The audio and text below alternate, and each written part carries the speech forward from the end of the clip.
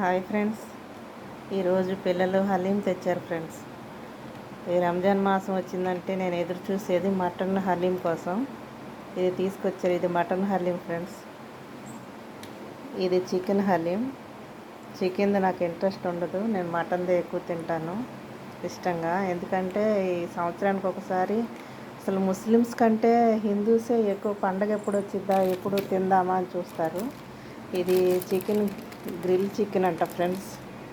ఇది తీసుకొచ్చారు. ఇవన్నీ నేను తిన్ను, నేను తినేది ఓన్లీ ఒకటే. ఇది నాకు ఇష్టం, చాలా ఇష్టం. హైదరాబాదీ వాళ్ళు పెట్టారు ఫ్రెండ్స్, ఇక్కడ విజయవాడలో. చాలా బాగుంటుంది.